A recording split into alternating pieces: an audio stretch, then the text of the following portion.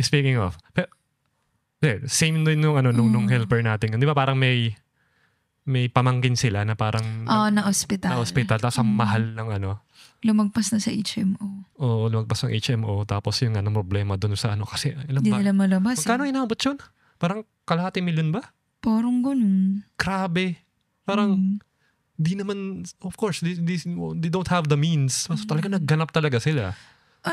Parang sila, pati yung anak niya, di ba, parang co-maker yata. Loan, something. Grabe, no? Talagang ilulubog ka eh. Hindi, pero kasi kami ito, na personal experience.